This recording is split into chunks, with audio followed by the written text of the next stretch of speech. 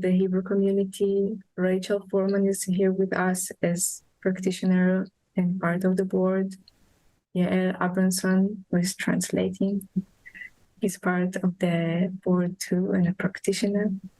And Masha Leshenko is the board of the 3P in the Russian language, and she will translate for us today in Russian. Thank you so much. So I will introduce our guest for today, and I thank you so much from the beginning, from right now. So we have today Marina Galan.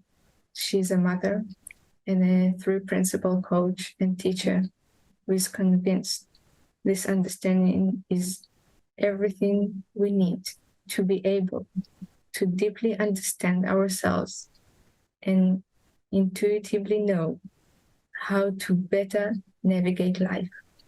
She lives with her 3 sons in, right now I will do my best, Querétaro, Mexico.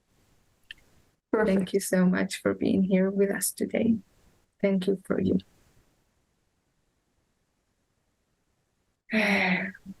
And Rob Cook, thank you so much.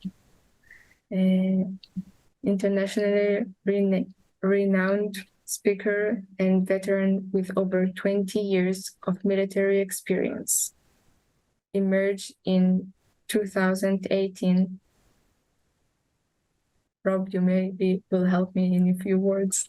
You can even cut it out and just say, here's Rob, y'all. We'll go from there. It's just all I want him to know from that is I love him. Just tell him I love him, Jenny, and we can get going. Yeah, I will just say that you're shining light on the profound journey of life after trauma. Yeah. And I think you have a lot to share with us today. So just really glad to hear you. Excited to be here. Is it ours? Is it our show now, or we? Yeah. It is? Okay. I don't know what time it is for everybody, but it's morning for me, so I'll just say good morning. That's my salutation. So, but before we start, I do want to take just a brief second to bring everybody in the room. If you are here with us at this moment and you're safe, I just need you to take a few seconds and acknowledge that. Right? And calm ourselves down, because what we're talking about today is something that I've lived through personally, been through personally, and I want to be able to offer it in a way where you hear it and it's beneficial, helpful, or transformational for you. So we just take a few seconds to bring ourselves in the room and let the feeling of gratitude for us at this particular time, having this understanding and the ability to put a program on like this to support others. We want to express some gratitude to all of the people who had a hand in putting this together, from the 3PGC board to the Hebrew community to whoever else had a hand in it. Thank you.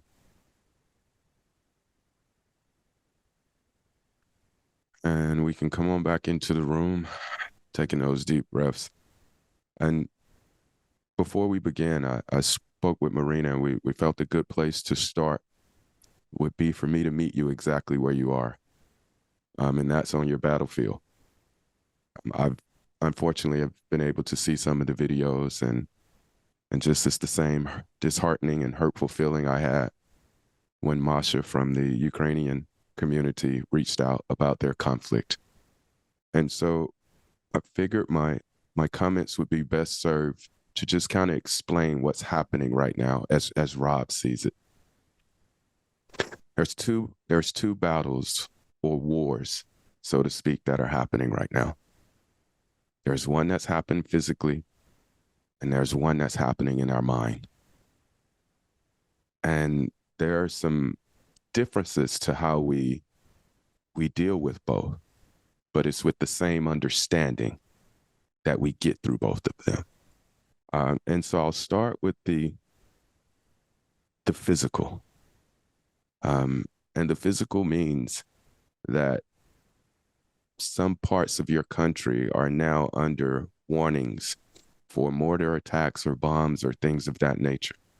Um, your public communication devices may not be working. Your internet, your telephone, your ability to communicate may be limited because of what's happening. That is what we call a byproduct of war. And if you don't understand that, even that part alone can be overwhelming. So there are a few things when you're physically going through a war that you should probably do that helps settle you as best as possible. And one is, having the ways you can feel best to communicate with your loved ones, creating shorthand languages so it doesn't require you to have as much time to communicate. And only saying the essentials right now. I'm safe and I'm still in the fight. I'm safe. I'm still alive. The physical battlefield, it's going to take all the resilience you've probably ever had, because you're going to see things that possibly you've never witnessed before in real life, or you may have, and they'll be just as horrific. But your resilience is going to be the hugest key that you can tap into right now. No one here today on this call is responsible for what's happening.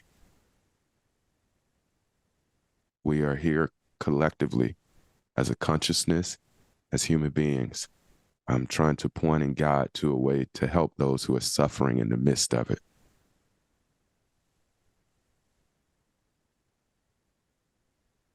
And that is what I call our response ability. Not responsibility like we normally hear the word, but response ability. Your ability to respond to what's happening right now is depending on how much you understand about the truth of how our human minds work.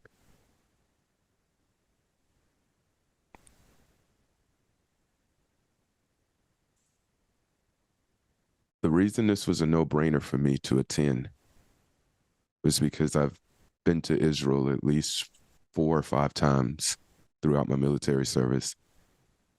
I've actually been mortared while attending an award ceremony on the Gaza Strip. I've evacuated Jerusalem due to many conflicts between Israelis and Palestinians at the time, and had to evacuate up to I think it's the David Star Hotel, or King David Hotel. Had to evacuate there for safety. So I've seen it, the horror that people face when going through something like this. And there's 2 things other than, again, that resilience, tapping in, that I think is important. And that's remembering the love and support that you have. You are part of a global community that is willing to tap in and connect and support you in any way that we can. You have other countries who have partnered and jumped on this call to make sure, even in their conflict, that they are here to support you and yours. That increases our response ability. The leadership will become paramount. Those soft voices, we'll get to, when this is over, we'll get to right and wrong. It's inevitable. But right now, right and wrong doesn't matter.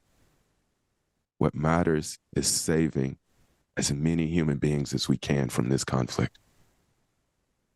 And not just physically, but from the suffering that happens as a result of facing something traumatic. This war is fought both physically and mentally. And it's going to take every one of us to get through it together. And I don't know what get through it means. I'm not going to sit here and lie to you like I know all the answers. But what I know is that those things that I mentioned, tapping into your resilience, looking at your response ability, loving, supporting one another, and looking to our leadership for key communication, that's pretty much saved me in every conflict I've ever been in. And that's just not in the military. That was also as an inner city kid with gang violence. Those were the same. Those keys help move us. And they're all based off an understanding of how our human minds work. I don't think anyone here likes, signed up for, or was hoping the events that are currently happen. I don't think anybody here wanted that. But they're here. They're here. And the implication of them being here gives us an opportunity to show the world that what was once articulated to us by Sydney Banks is still the answer that can transform and change what we see happening right in front of us. And so I'm going to ask Marina to come on and speak just more to the love and the support and the understanding, the compassion, the empathy that's really going to be needed for us as a whole to navigate through this time. Thank you, Rob. That was beautiful. That was truly sobering and moving start to the conversation. I would like to emphasize a little bit the word you have been using, responsibility, and how our responsibility is directly connected to how much of our mental resources we can access at any given point. Now, it seems that we have agreed socially, all of humanity, that when things go wrong, it makes sense to worry. That when things are chaotic and dangerous, it makes sense to panic. And yet, on some level, we all know that that is not true. We all know that human beings, we are not very good at making wise decisions when we are panicking, when we are worrying, when we are in any way altered. And that is why the first rule when there is a fire, when there is an earthquake, when there is something going on, is always keep calm. Because keeping calm helps us access our mental resources. A calm mind is probably the most important resource we have at any given moment in life, but especially when we are in the midst of danger, when we are under challenging circumstances. And I know it sounds paradoxical I am very deeply aware of that. And yet it is still true. I cannot say that I have ever experienced a war, but I do live in a country that has one of the highest indexes of violence due to drug cartels and insecurity. And besides that, I have found myself in many, many extreme situations, especially with earthquakes, and having to respond in an emergency way. And I want to bring to the table something that I learned from Rob, something that I knew somewhere in me, but that I had never actually heard in words, but that is incredibly important and accurate. When we are in danger, in imminent danger, we cannot feel fear. We can feel fear and despair and worry and insecurity before the danger, imagining how it will be, and after the danger, imagining how it could have gone. But during the moment, we cannot feel fear because all our system is engaged in survival, and our system knows that fear does not play any part in us accessing the mental possibilities, the mental resources, the mental capacities for our survival. Which brings us to the question then, is it a good idea to panic, fear, worry before or after danger? And the answer will always be no. It is important to consider possibilities. It is important to prepare. It is important in that sense to be realistic.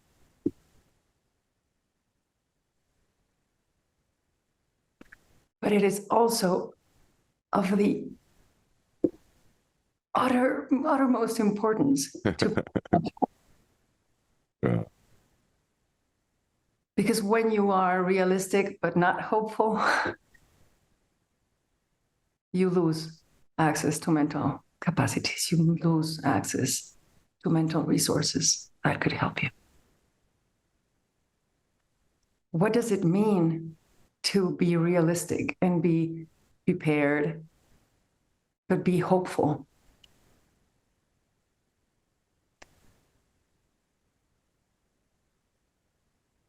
There's this song from the 80s that says, hoping for the best, but expecting the worst. Do you guys remember that? Hoping for the best, but expecting the worst. I don't think it is about expecting the worst. I think it is about being aware of what can happen, but understanding the role that hope plays in our mental well-being, in our mental health, in our mental peace, and the role that our mental peace and our mental well-being and our mental health play in us finding the best ways to cope with whatever is going on.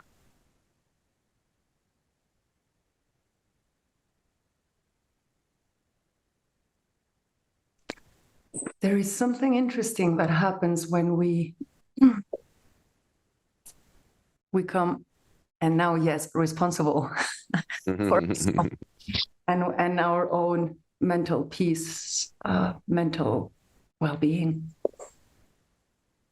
especially in the midst of difficult times. Our capacity for understanding expands, it is enhanced. Our capacity for meeting the other where they are, understanding where they are coming from, what is looking real to them. And that inevitably helps us understand, never justify, but understand why this could make sense to them right now. This does not mean condone. This does not mean justify. It only ever means understand.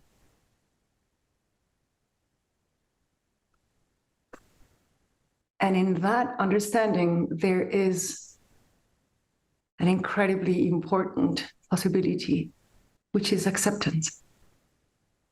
And when we accept what the other one is going through, where the other one is coming from, and why what they are doing makes sense to them,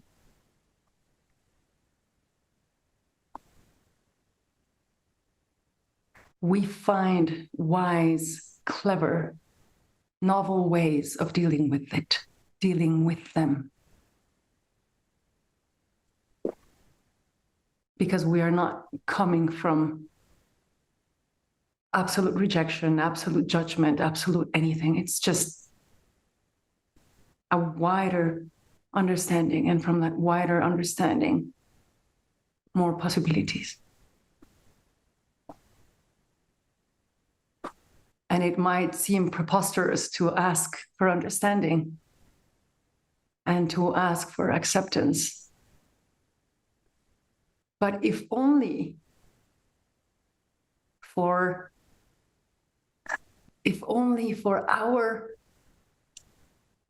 to expand the possibilities of where we respond from, it begins to make sense at a much deeper level. So it is not only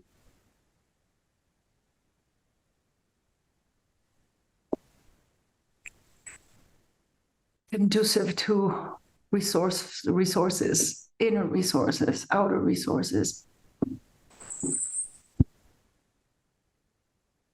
It also helps us guide ourselves toward better possibilities in the future. So,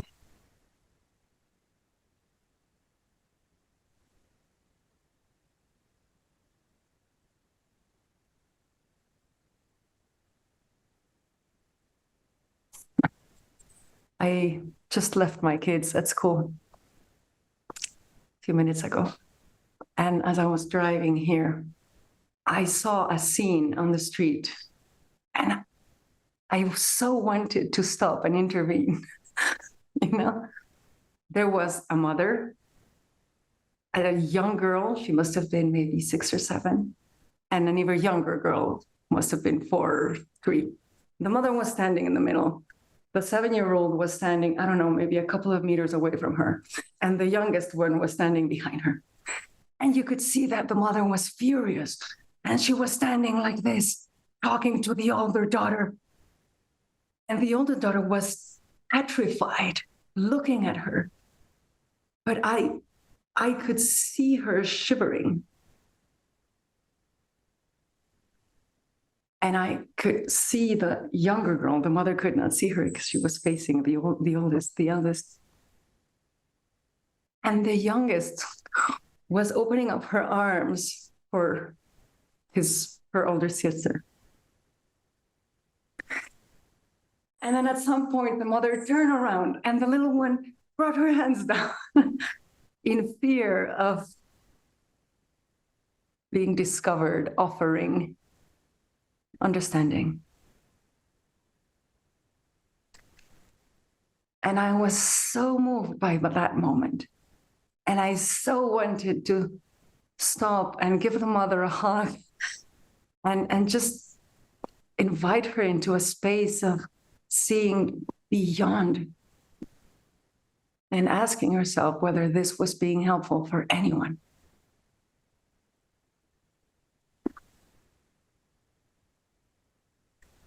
Fear hinders our capacity to access our mental resources.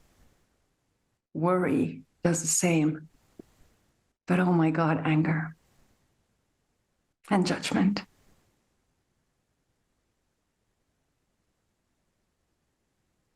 They immediately misalign us. It is justified. Yes, of course it is justified. But it is not helpful. It is not useful. There is a beautiful TEDx talk out there somewhere called How to Love When You Want to Hate.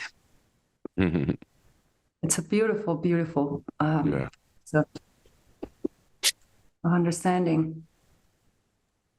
But what we are talking about here today is not how to love when you want to hate, but rather why to love when you want to hate, why to stay calm, why to stay at peace, why to stay aligned when you want to hate.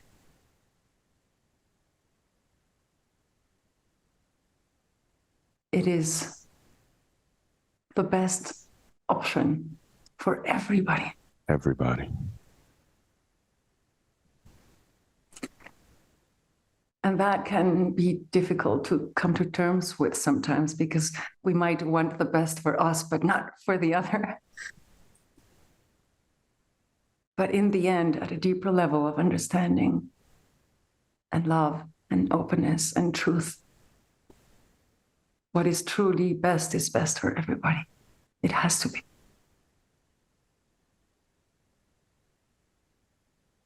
I'll stop there for now, Rob. I'm going to hand the ball back. No, I love it. Say, Guy, it was beautiful. Can you say a little bit, guys? Just a little bit more about understanding why. I can.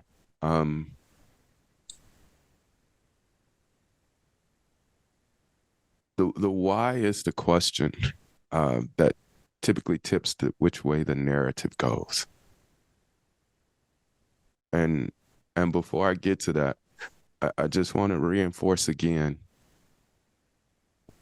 why I personally believe this understanding is key to what we're facing. Understanding, like the principles, mind, thought, consciousness, they're not going to drop in and keep beat by the fact that you know the definitions and tell you exactly what to do. That's not the game we're playing. What the principles are going to do are illuminate for you one of two state of minds. The state of mind in which you are making decisions, laying on your back in the cave with the saber-toothed tiger clawing at you, or making the decisions based on what's actually happening in front of you. That is the gift it gives. Everything else is already built into the system. You're going to innately know what to do once you see it. You're going to come up with the response once you're presented with the incident, experience, whatever you want to call it. And so it's just all the things Marina pointed to about understanding what helps us in this time frame and what doesn't. Having any type of super tight structure around the way you feel is a bad thing to have in wartime because you ride a roller coaster. The dynamics change. Your moments of safety have to be a little bit more celebrated, and they may be shorter or fewer in between than what you are normally experiencing. Again, that understanding of the principles just helps me make sense of that. That in 1 minute I could be hugging a colleague or a friend, and the next minute I can be crying, mourning the loss of someone that I just heard about. That's part of the experience that you all are currently in. Doesn't make it right or wrong. Again, not speaking to condoning it. It's just what it is right now. And so for that, as Marina said, the best navigation for anyone, especially for the leaders we are helping support and put out to help people through this, is going to be the love. Because we know ultimately at the deepest level, that's what's going to change the consciousness.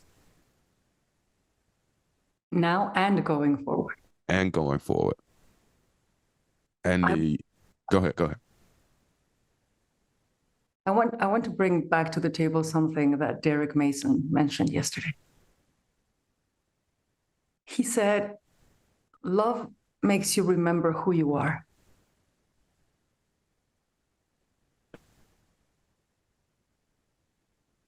When we are in fear and panic and worry, we are prone to do things that are not aligned with who we are. And that will make us then wonder, how on earth could I do that? How on earth was that even possible? It's just because you forgot who you were for a minute, or an hour, or a day, or a week, or a month. But love will help you remember who you are and act from there. And it is important to keep pointing to on the longer term, what can help this, what can help conflicts in the long term, not only now. It is not only about that.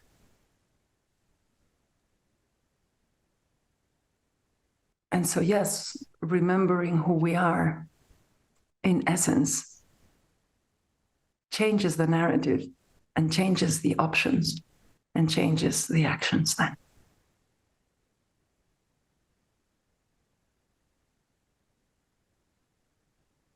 And I reinforce you, Marina, with the language. And I reinforce you with the understanding. Can you reinforce the understanding? Yes. Repeat.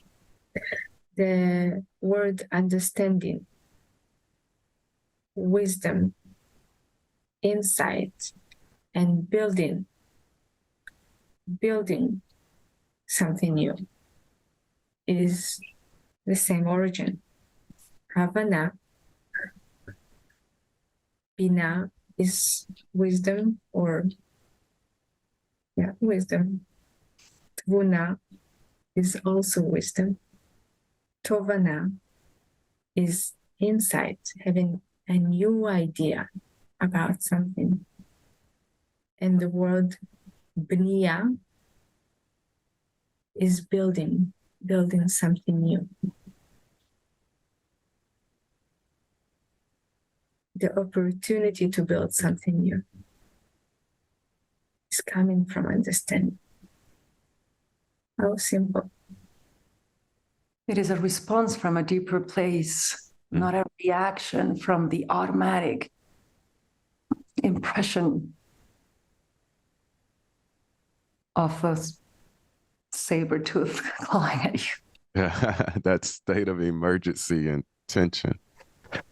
Yeah, and Jenny, in military operations, there's one point of the operation when it starts that everybody is hoping for. And that's the one where you drive back into the safe zone altogether. And I never paid attention to now of what actually happens there. Like I just was just in it myself, happy to be there. But now in hindsight, I can actually see what's happening. What's happening is what Marina talked about. When we get back safe, we know we're not in danger anymore. So that power of thought starts going. And because of the way we've learned to use that power, we tend to go back and look at and create fears from what we just went through. But what happens in wartime, at least for the units I was in, is when we got back, we didn't care about that before. We started looking at what do we do now to avoid it next time? Where do we put things in place so this is not our experience again? It was like the moment we came back into safety, all of that high intensity that we had, we used it to look toward valuable solutions that were going to continue saving our lives. We didn't use it to backtrack. We didn't use it to scare ourselves with what we had actually already got through. Like if I sit and tell you the stories of shootouts and things, that would probably scare you, but I'm telling you from the safety of my home. So I shouldn't feel the same way as I did being in those shootouts. And so that safety, that moment, again, they happen very, very far and few between, or few and closer together during wartime. But it may just be 5 minutes during the day that you have to take a deep breath and think about the next step for you and your family, or who you're responsible for. And then you're back into responding and protecting yourself. Okay? But it's understanding that this is going to be a ride and you're okay the entire ride. It's not any of these experiences, as awful as they are, you're still okay. Especially if you're hearing us. You may have an experience of a loved one that has passed. You may have an experience of a colleague, or your particular city may be under attack itself. I get it, man. I do.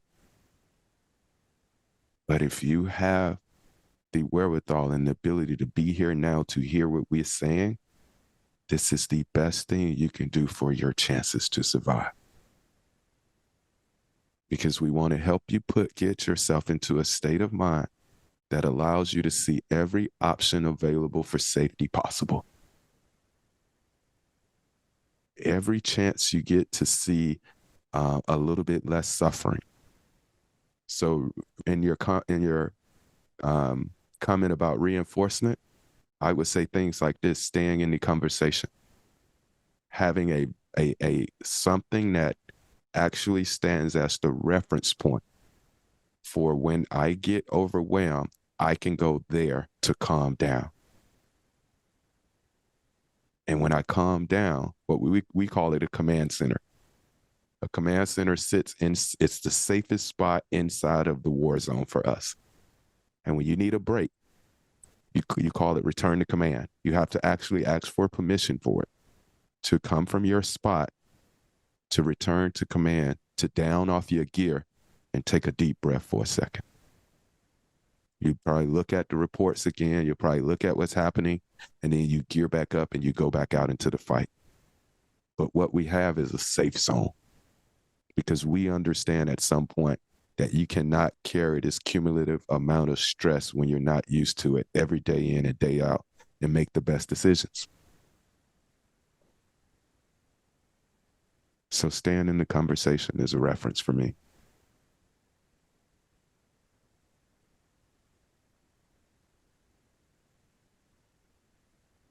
My kids are young and they are learning to drive. And Ooh. driving teacher, that's scary enough. Eh? The driving teacher keeps telling them, if you ever find yourself in front of an accident, you do not look at the accident. That's where you go. Because if you look at the accident, your system will naturally lead you towards it. You look around the accident, because then your system will naturally guide you to those spaces around it that might point to a way out. And on Sunday morning, when I first spoke to Yael and Jenny, they were sharing how hopelessness creeps in when you are seeing these horrors and hearing these horrors, and the media is throwing them back at you. on your face 24/7. And I told them that I remembered Mr. Rogers' quote, that when he was little and he would watch the news on TV or hear the news on the radio and he would feel hopeless, his mother would tell him, look for the helpers. Whenever there is bad things going on, there's always the helpers around. Look for the helpers. And that way you will find hope. You will find ideas, insights on what to do. Not just the horror and the hopelessness, but the hope and the possibility. So, in a way, that is a way of staying in the conversation as well. Staying in the conversation of how the human mind operates and works is a way of looking for help, but looking for the helpers as well. And taking responsibility for your own state of mind and placing yourself there in that state. And from that state, you can then respond from a deeper place and actually help. It requires, though, to leave judgment and fear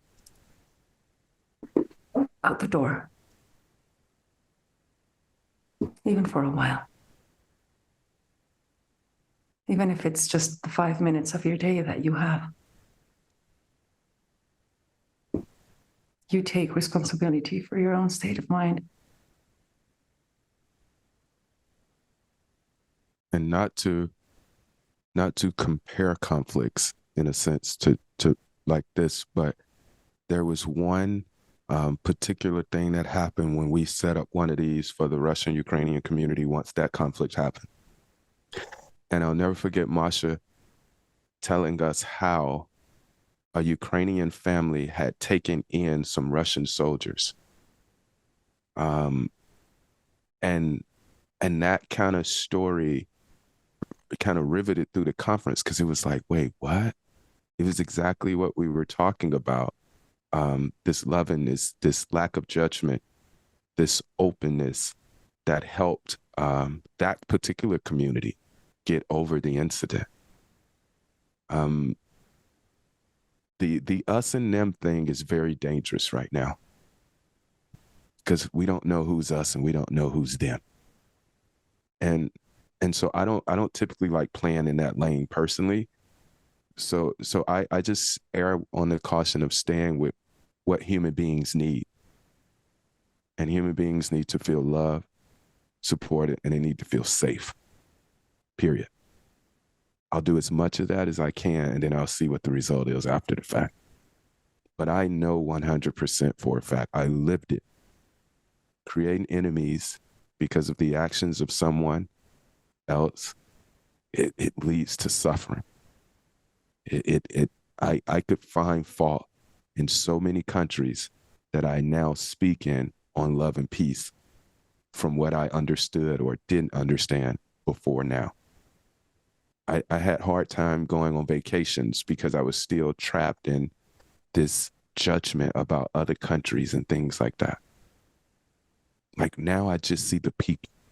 So if you find yourself having to create an us and them, the us is going to be us who love people and want to help, and those who don't. That's the only thing we're looking for.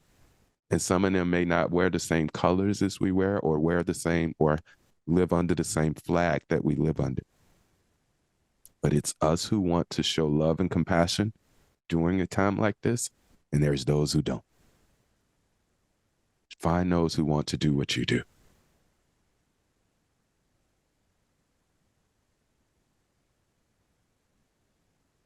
The only way we change the world.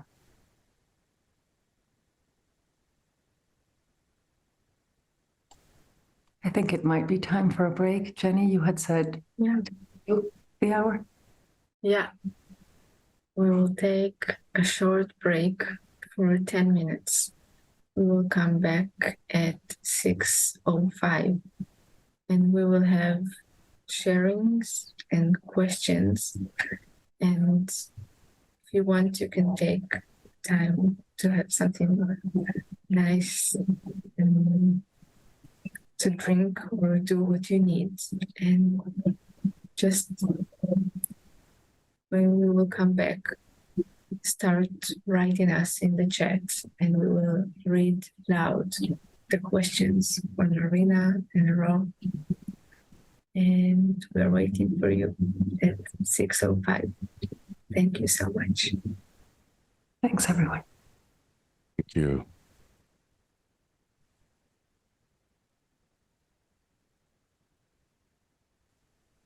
Slowly, we'll gather in again. And you can write us in the chat, how are you? What did you hear? What made sense? I like that question. How are you? Yeah, most definitely. Yeah. Yeah. What made sense?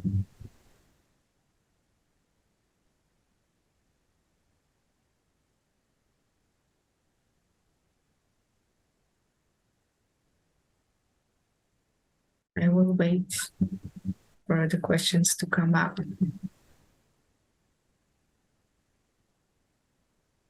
I remember that when I was a participant in Masha's program, when the war started in Ukraine and Russia,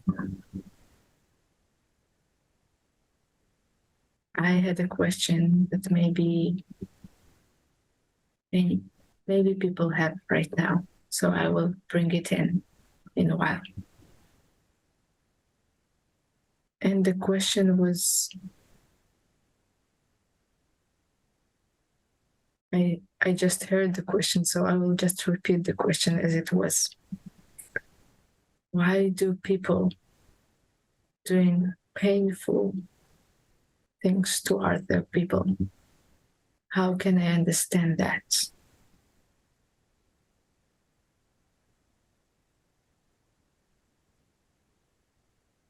I think, Jenny, the understanding piece is just to know that any human being is going to act based on the level of thinking they have at that moment, no matter what it is.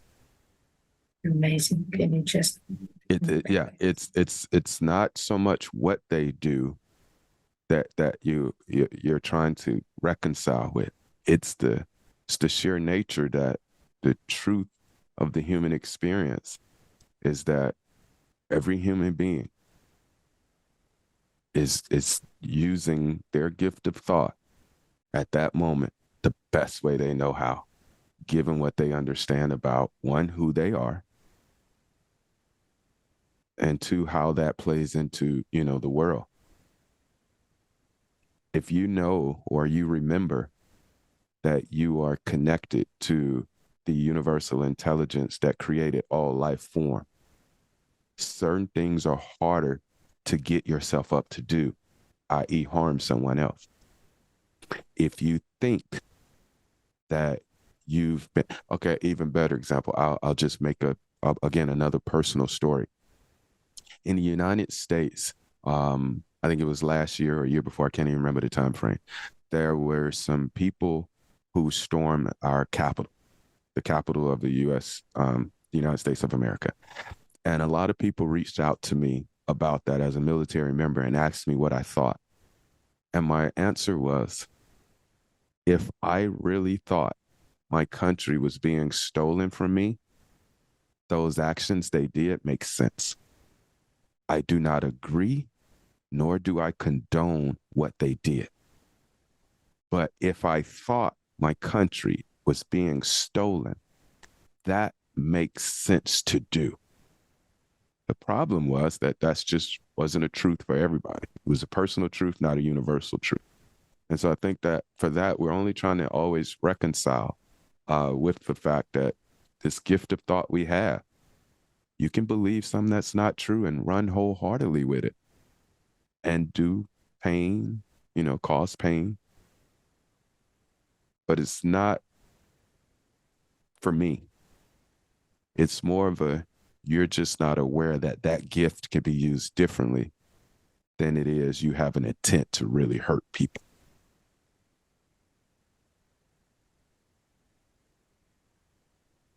I heard Jack Pransky say something the other day that speaks to what you're pointing to, Jenny. He says, you will be stuck with it for as long as it looks real to you. Mm-hmm. So if something is looking real to you, for as long as it does, it will make sense to act one way. Now, if we want to really, really, really simplify the answer to that question, is because they are buying the story. Mm-hmm. They are buying the story of who they are and who they have been and who the others are and who the others have been. And so this looks real. And so this makes sense.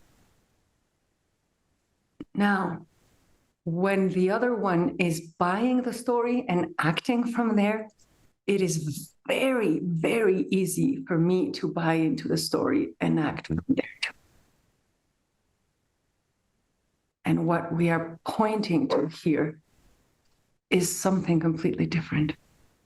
It's not buying into the story your mind is telling you about who you are, who they are, who you have been, who they have been. And then justify with that your actions.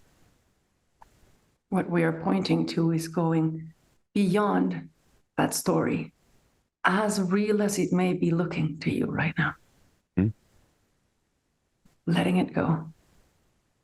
Going beyond that story. And like Rob was saying, not to my personal truth or their personal truth, but to a completely new realm in which my truth and your truth and my justification and your justification don't stand anymore. And we're not saying it is easy. My God, it's not easy. It's simple, but not easy. And everybody's needed, Jenny. Can you simply unpack a little bit the truth of who we are? Because most of the people here, it's the first time they hear about mind, consciousness, and thought. We're already going to say something, Rob, so go for it. You got me.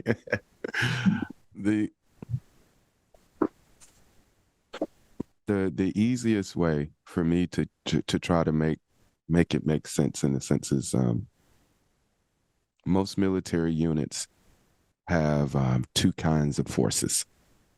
You have a conventional or traditional force, which they follow guidelines, the rules. They do, they appear to the public. They're very front facing. There's a little bureaucracy with it. It's got to be right. And then there's special forces. And special forces, you don't really see. You don't really get to talk to. But you know the difference when they play in the war, because conventional forces prepare for certain types of wars. A war may come from the north. A war may come from the east. A war may come from the south. Special forces just train what eliminates threats. And so, knowing the truth of who we are, most of us typically respond conventionally or traditionally to things. The judgment, the creating of us versus them, the needing to connect with somebody else to agree with my point of this. What we're offering as a model is for our communities to become special forces. There are about 4 things in Rob's book that clears up conflict: unconditional love, peace, a lack of judgment, and a strong awareness of who you are. When you have those, or when your team operates from those, what's in front of you don't seem as scary. What's in front of you doesn't seem as overwhelming. What's in front of you, you know, tends to be experienced differently if you don't forget those things. But if I stay in the conventional or traditional way I've been learned to, deal with other human beings, it's to take offense. It's to be a victim. It's to whatever it is, and attempts to make myself feel better, but it is ultimately going to hurt the situation or the experience. So the true nature of who we are is remembering we're unconditional love. We're resilience. And the more awareness you have of that of yourself, the best opportunity you got for the experience that you're going to face. Again, I don't know what the result will ultimately be at the end. I can't speak to that. But what I can speak to, if there is a way to move through something, your best possible way of moving through it is going to be you going through it from the space of love, peace, lack of judgment, and a strong self-awareness.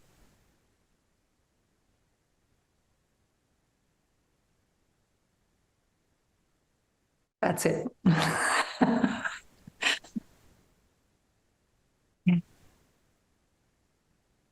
Somebody asked me privately, what about danger? Well, danger is danger. You'll deal with danger. Like at no point does anyone in danger not know what to do, even though, again, another, in Rob's opinion only, another fallacy is well, not fallacy, but another way we've been taught that people fight, fly, or freeze. I can't remember Fight, all of them. flight, freeze. Yeah. Okay. Each one of those is an action. Each one of those is a response, albeit different. Each one is their own response. So what that says for me is that nobody really needs to know what to do in danger, because we do what we do as soon as danger happens, no matter what. No matter what. You can think of it as many times as you want, but it's probably going to be different when you have to face it. And so danger is danger. Now, fear, that's totally different. I might need to call Dickin and call Derek and help them, let them help me through fear. But danger, my system is set up for that instinctively.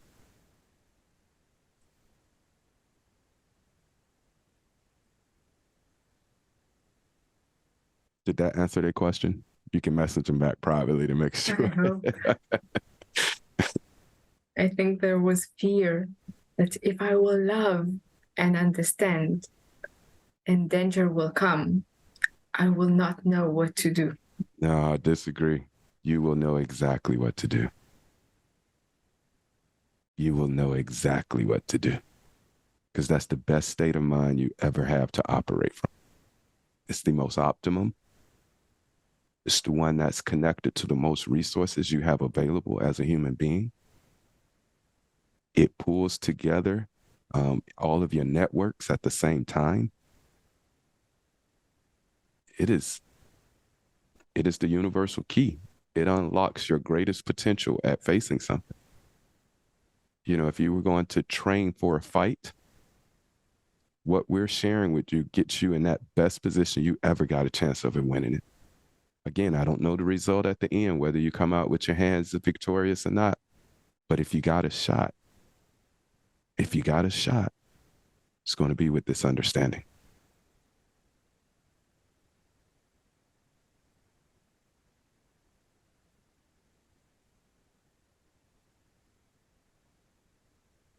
Someone said to me once that fear is a lack of understanding. Like that. I don't know if that is always true, but there's something in there. You know, if you believe that thunder is the anger of the gods, that's scary. But if you gain understanding around what thunder is, there is no reason to fear it. There is still danger. The danger is exactly the same before the understanding and after. But your state of mind is completely different. And so what occurs to you to deal with thunder is completely different. Suddenly, sacrificing 15 virgins doesn't make sense.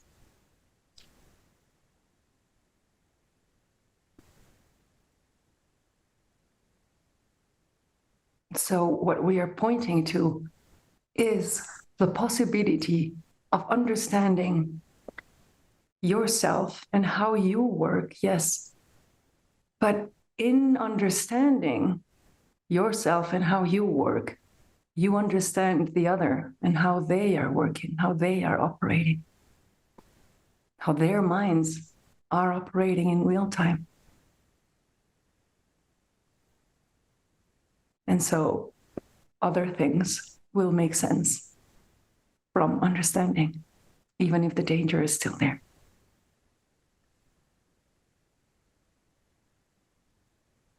Jenny, you know how, and I'll use you, Jenny, so that everybody can kind of see.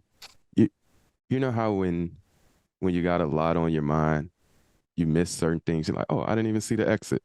You know, I missed my exit, or oh, I passed by the door I was supposed to go into, or something like that, right? That's all we're saying. That the people who inflict harm on others have so much going on that they're missing moments to see that they're just like all of us. They're missing moments to get underneath the narrative that they're believing and see that they're connected to this universal intelligence of life like every other human being. And so when I understand that, I play the game much differently. I'm not playing at their actions. I'm playing at their state of mind. For someone to harm another individual, they have to be either hurt themselves, angered, felt lost or not heard, felt victimized in some way.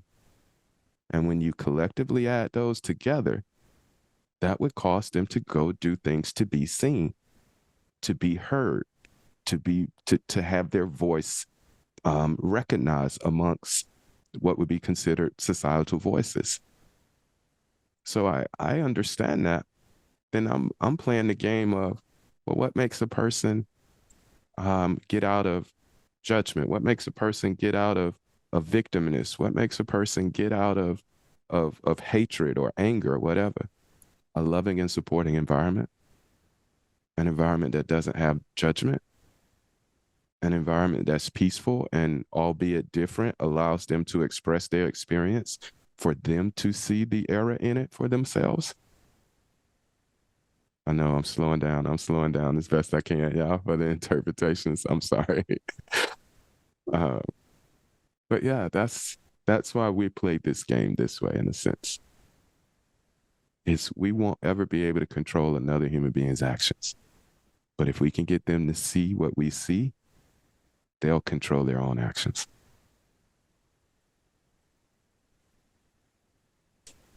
You see the responsibility in what Rob is saying?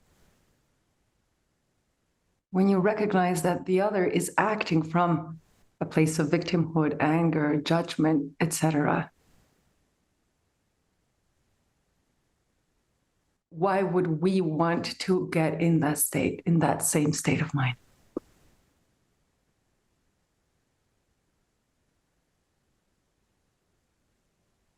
And fall doing exactly what they are doing. Marina, I just got a message.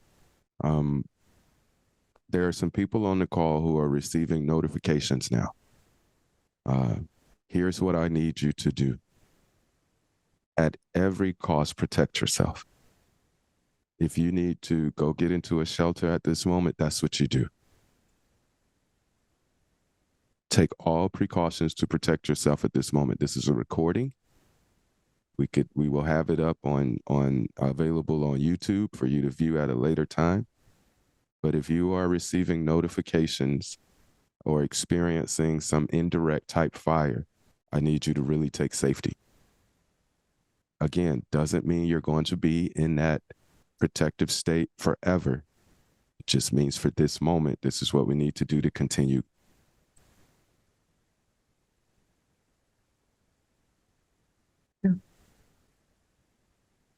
The only reason we are talking calmly is because the people here are in a safe place. Mm-hmm. And the people who need to go to a safe place, this is the time to respond and go to a safe place. Please do that.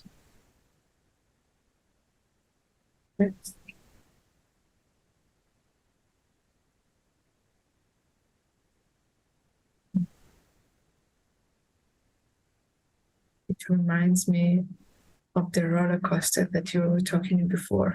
Mm-hmm. That in a very short distance, 30 minutes away, people are experiencing different realities.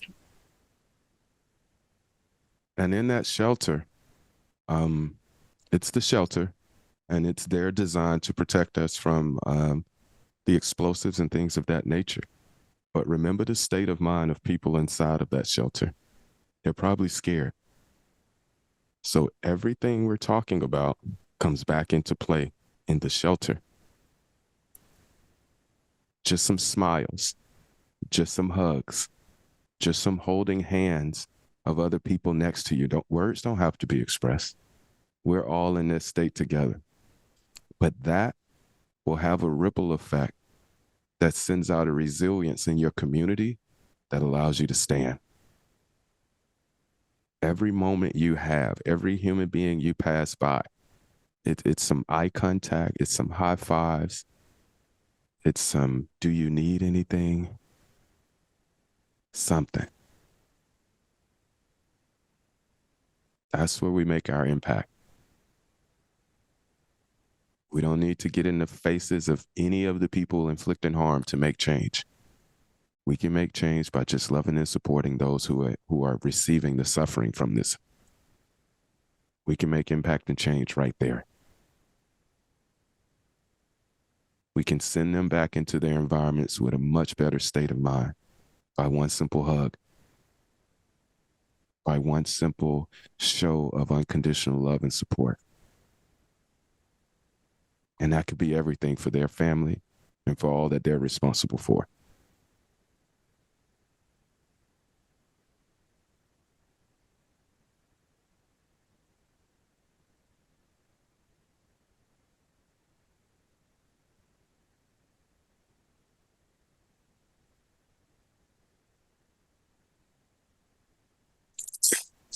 I just remembered that I had a car accident 10 years ago. And innocently, we were discussing with my therapist after the accident. A driver fell asleep and he drove into 3 cars while he was sleeping in a speed of 80 kilometers per hour. And after we were discussing with my therapist the occasion, I went out and I understood it, I think, only 3 days ago. But we were discussing what happened in the accident. And I went out. I sat in the car. I saw a truck. And I didn't understand that 5 minutes earlier, I was scaring myself for an hour. And the truck that I saw made my mind go into the midracha, Rachel help me, into the pavement, into a bush. I made an accident. Luckily, no one was there. But I was in a very bad state of mind. Innocently.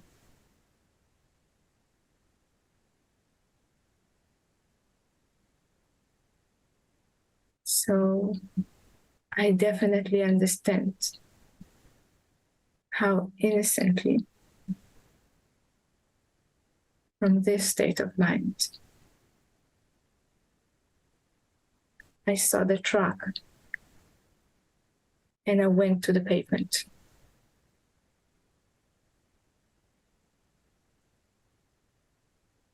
So we're just fucking human beings using our minds Mm-hmm. in the best way we can. You said a word that hasn't, I don't know if it's been said today at all. Maybe that's on purpose, maybe not. But when you were talking about believing what you were believing, you used the word innocence. Because I don't think any human being willfully agrees to you know, but believe it if it's causing suffering. Like I don't think human beings wake up and go, give me all the depressive thoughts I can have today. I'm up for it. Like I don't think we do that. So if somebody's believing something that's not true, and again, from Rob's point of view, it's like they want just as bad as everybody else to get out of that mode of thinking. It's a suffering. It's a pain. They too want to get out of it. And the things they are doing in their mind is how they get out of it. It's no different in Rob's opinion to a person we said misuses drugs. They're trying to escape the pain.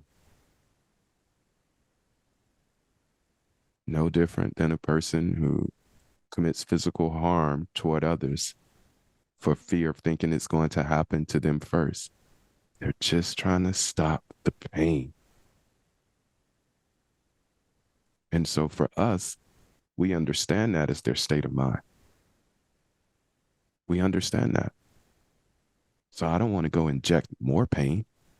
I don't want to take judgmental thinking. I don't want to take anger and hate back to them. That's all their world is consumed with right now.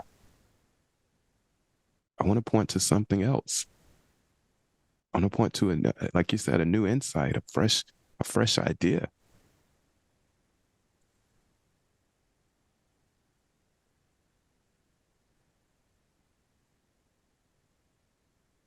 The second thing I will share about being calm or not calm.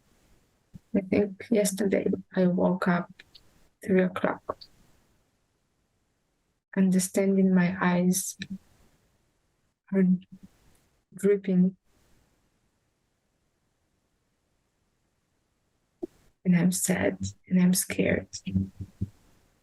And I just put a hand on my loved ones for today. And I said, I can calm down now. Because for now, that's all I have. I have no idea what is going on tomorrow or the bam I heard.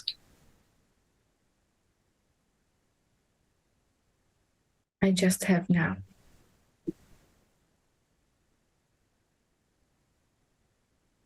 But if I will hear the alarm, I will definitely go to the shelter. Mm-hmm.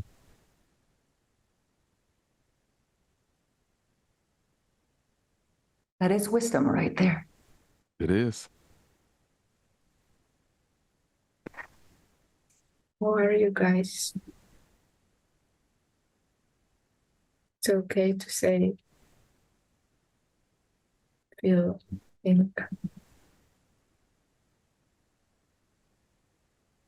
everything.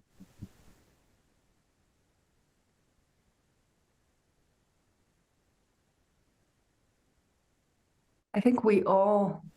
I think Rachel has a question. Rachel has a comment or something. Wonderful.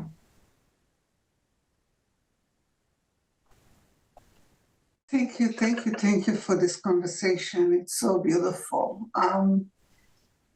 As I'm listening and knowing this understanding, something came up for me. And I love what you said, Rob.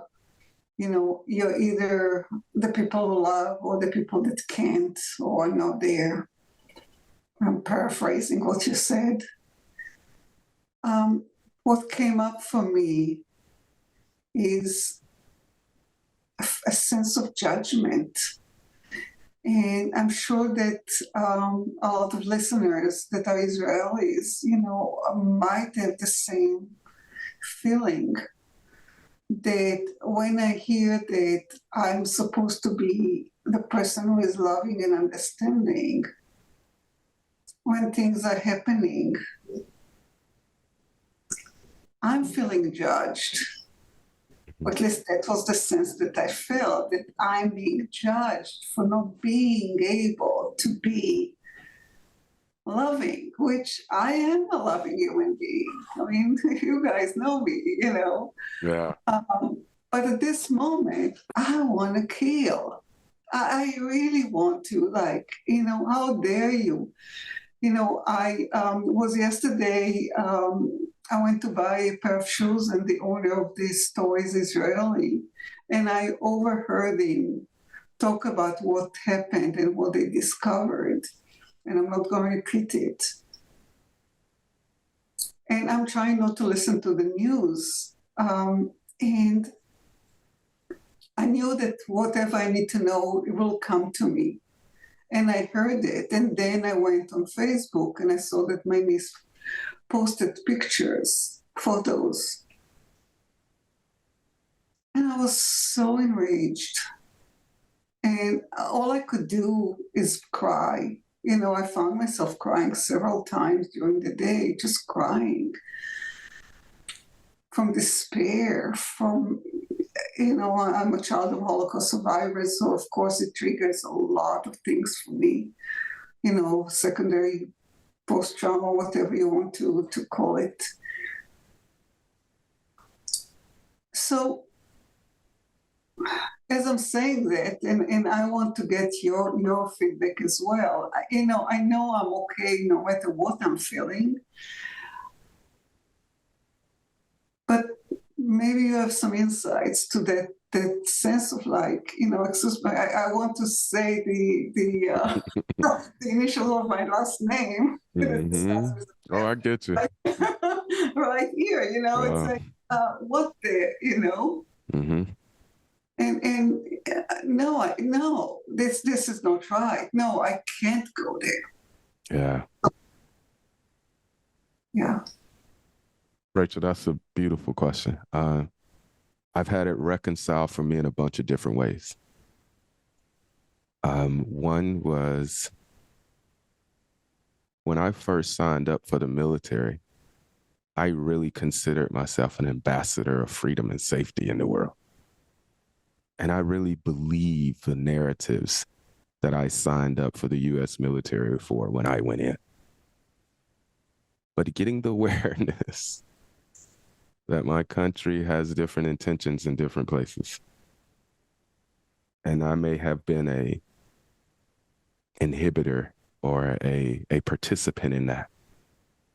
To know there are some countries that I can go and my presence automatically brings up stress and PTSD for someone else because I'm American and what Americans have done to their country.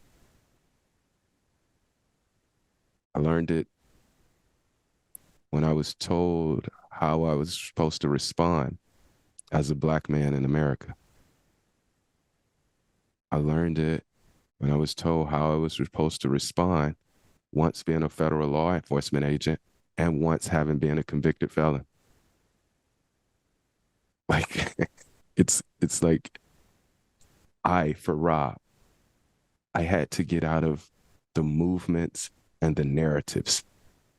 Like and this is just me, I could care less about a movement. I only concern myself with people. Because when I'm thinking about the narratives, when I'm thinking about the political affiliations and the lines and all of the extra, that makes me judge. But when I remember that there are soldiers that I fought who probably didn't want to be there either, who was not there for the reason that may have been thought they was there. I fought in wars because it fed my family. I never wanted that shit, but I did it. And so I have to believe that there are people over there doing it as well. And if that's the case, how do I reach them? It's, for me, I'm out of the movements, the agendas, it's all of that. I just want to take care of people. I just want to take care of people. And these things we're talking about are how people get to be their best in situations like this. Yeah, I might have some increased crying during times like this. Yeah. Okay. But I always got to remember, you and me, no matter the distance nor the narrative between us, are created from the same universal energy of life. Me and you, no matter the troubles in between us, have the ability and the power through thought to create our experience. Me and you, no matter, again, what we've been through, what our countries have been through, what gender we've been, without any of that, Rachel, the awareness to remember that first thing I said and just love you. Like, that helps me. Do I get pissed? Yeah. I get sad? Yeah. I get angry? Yeah. But I always have to come back to what's in front of me and remember the truth and then respond. But yeah, I get angry. I didn't like seeing paratroopers parachute in. Oh, I didn't like people running scaredly for their lives. No, I didn't. But trying to respond from that space, I'm not as helpful or beneficial.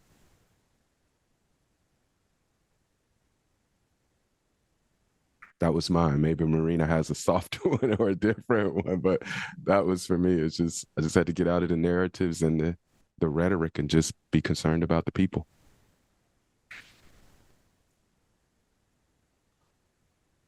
I want to congratulate you, Rachel, for being so brave and putting what you put on the table, sharing what you shared.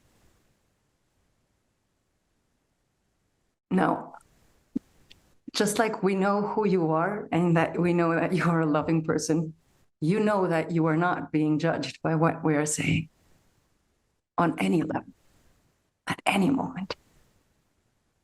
But what I find incredibly touching about what you are sharing is that it speaks to how easily, just how easily we innocently create a story that will justify what we are feeling.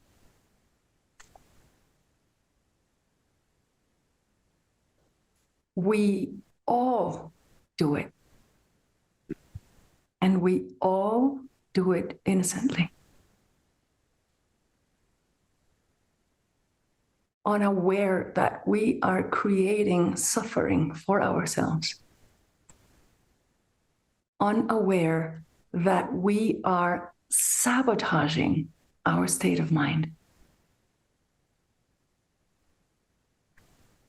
Yes, it is justified with the story, with the narrative. That does not mean it is a good idea. Yes, it is justified. That does not mean it is wise. culturally, we are currently living in a society where justification is overvalued. That's a good one. I like that. I really like that. But when you understand what justification does to yourself, to your state of mind, and how you can play out in the world, manifest in the world, it stops looking like a good idea.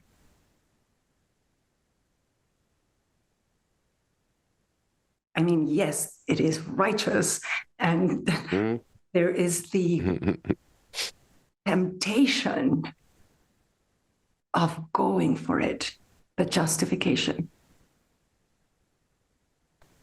But that does not mean it is a response from a deeper place of love and understanding. It just adds to the narrative. You see?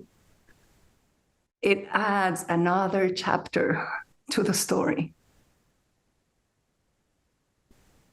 There is an enormous difference between solving a problem and dissolving a problem. And we tend to believe that we need to solve things and resolve things. And yet there is such wisdom in dissolving a problem, a conflict. But to dissolve a conflict, you need to let go of the narrative. And you need to let go of the temptation to justify it. Marina, that made me think of a story about, I think it was last summer. I was standing on the corner. Just make sure you go slow. Okay, I know. I'm so sorry to the interpreters. I'm so sorry. I was standing on the corner and I was looking to my right and I heard like feet coming from behind me.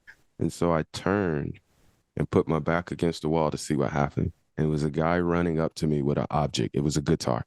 And he had it, raised up. He was ready to hit me in the back of the head. And I put my hands up and I was like, whatever you're thinking right now, this situation is not going to go that way. And it was this moment with what you were just talking about. I was justified. I would have been justified in performing a takedown measure and applying some type of lethal force to this guy. I was well within my rights to do so. But it did not make sense because the overwhelming feeling I got was this guy was in way more pain than I was. And why? Understanding what I understand, why would I ever want to knowingly inflict pain on someone? Again, albeit justified, it just wasn't the right thing to do.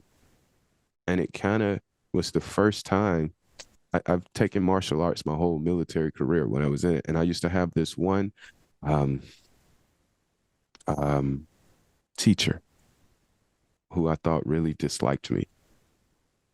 And when I was finally got enough and left, he told me the reason he was so hard on me was because he could tell I was learning to fight so I can inflict harm on people. And that was never a reason to learn how to fight or why to fight. And what I noticed in that experience was that if I understand this, I'll know exactly when I'm supposed to fight and when not. I know exactly when I'm supposed to inflict or not inflict or whatever the case may be. And that seems to carry me far, far, far better or farther than the preconceived notions I had before of if I'm justified, you're going to catch this smoke. Like, that's how I used to think. Like, if it's a justification, you're going to get it.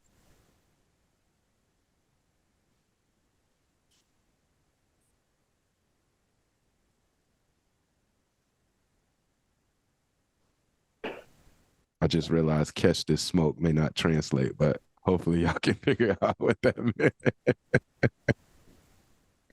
I love you, yeah.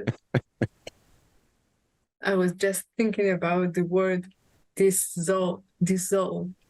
And I said, wow. I was sitting like 5 minutes thinking that dissolve is lemoses for. So yeah, you're amazing. I was just thinking 5 minutes of how to translate the word dissolve. Thank you, Masha. Thank you, Yael. You're amazing. I have a note to myself. It's a note that I call it the note love, because in Hebrew, it's with the letters Aleph, Hey, Aleph, Aha. You see, the mind has left the building. Aleph, Hey, Bet, Hey. Thank you. And it's the first letters of Ashma. Rachel, help me with the English, please. Ashma is guilt. Ha'ashama is to make somebody else guilty. Yeah, right. To blame. Bikoret, It's Hitztadkut. justification. Yeah. That I know that if I'm doing this ahava, this love, I'm a victim. And this is if I'm doing 4 of those ones now, I'm in a real call to love. But it's the same letters for me. So Ashma ha'ashama bikoret hitztadkut. Yeah. If I'm there, love is calling me, Jenny. Jenny. It's the furthest thing from love. It means that I'm scared. Yeah. So I'm saying, Jenny, you're scared now. Oh. You're a human being. And that's okay. You are innocently scared because it looks real right now. Yeah, I have a really scary story right now. Yes. We know. That's a perfect lead into this chat that I just received, Jenny. It's from Ron Kingberg, who, if you don't know, he's an amazing individual doing work in the indigenous community up in Minnesota. But he just said he also survived a school shooting. And he said in the midst of it, he had questions and during the turmoil, the question was, where was the love? Slow down, Rob. Oh, I'm sorry. And what Ron noticed or realized was that the love had never left the area.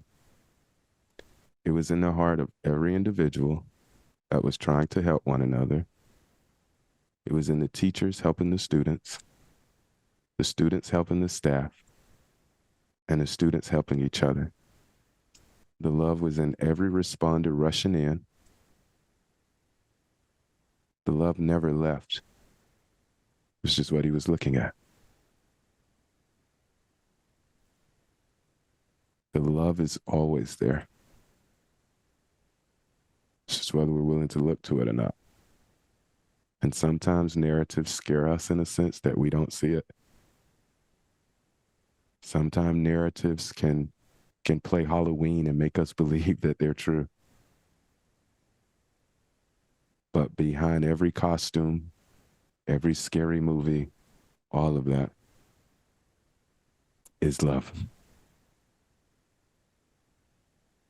Thank you, Ron. I want to share something that happens in certain remote areas of Mexico, and I know happens in Africa in certain areas as well, that I think illustrates what we are pointing to, that other possibility beyond judgment and blame. When a person I am going to use huge quotes here, commits a sin against the community, instead of blaming that person, judging that person, ostracizing that person, the community, because they recognize the value of a person in the community, understand that it is their responsibility to gain that individual back into the community. So instead of, doing a trial and condemning them,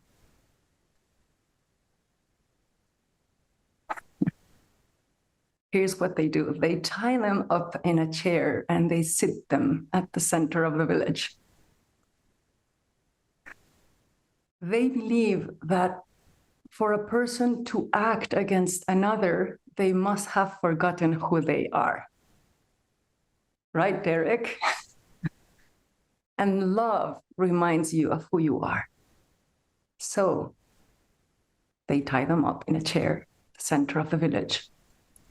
And the whole community takes turns to sit with them and remind them who they are and their value to the community. And this goes on for as many days and nights as it is necessary. They just talk to them until they remember who they are, what their value is, why they are important to the community. And then they invite them back in. Mm. Do you see how different it is? But it speaks to what Rob started off with, the responsibility. See. The responsibility for the well-being of the other also. From the justification of the narrative, of course, there is judgment and there is blame, but there is no responsibility for the well-being of the other in that. And there is no responsibility for my well-being either. So we need to let go of the narrative and resist the temptation to justify it. Yeah. And go further. Remember who we are, and from there, remind the other who they are. Amazing. In Hebrew, I respond. It's tshuva. And there's one letter that is the difference between to react. That is tguva. One letter is doing two different words. One they respond, and one is a reaction. And when you ask how to go from reaction to respond, mitguva, tshuva, you put the two letters gimel, shin, gash. Yeah, just tap in.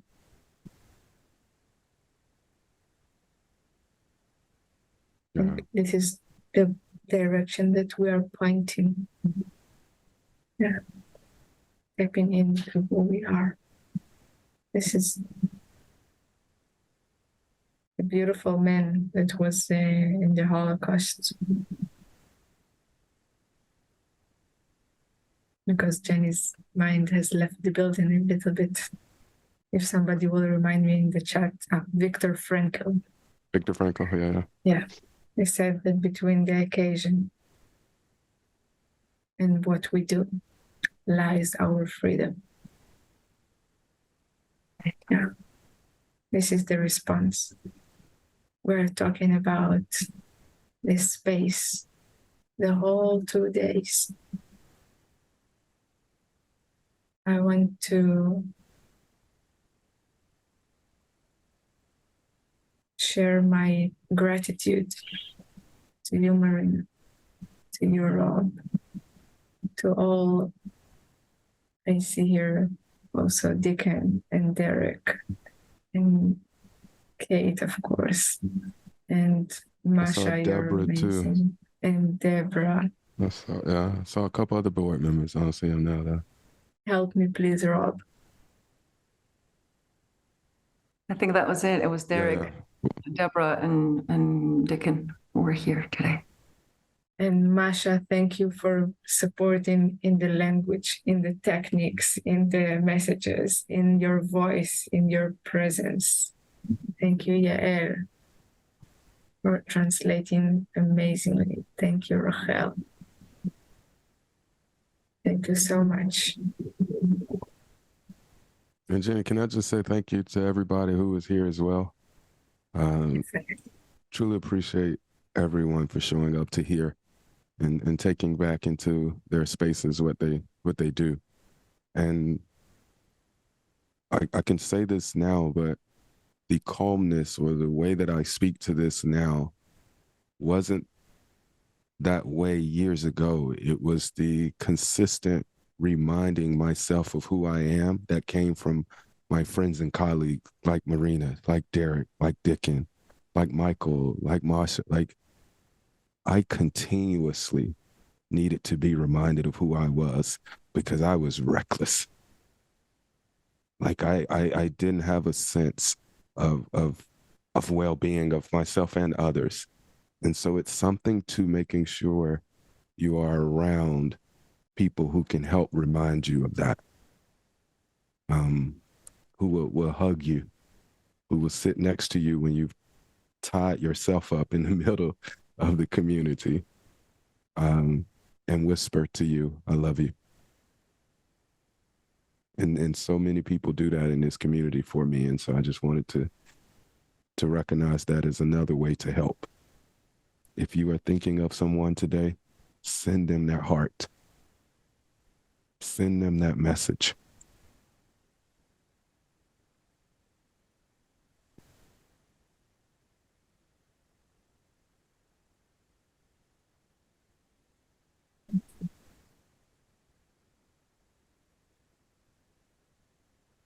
Praying for all the people who need health, love, support these days. You can open your microphones. You can say whatever you want to say for the end to our speakers. And we will see you again tomorrow. Thank you, everybody, all the hosts, Rob, Marina. So powerful, so much hope. Thank you. Love you, Derek. Love you, brother. Love you. Thank you, everybody. Love you all, man. Thanks, everyone, for being here. That is taking responsibility for your own well-being and mental state. Thanks. See you tomorrow. Thank you very much. So much.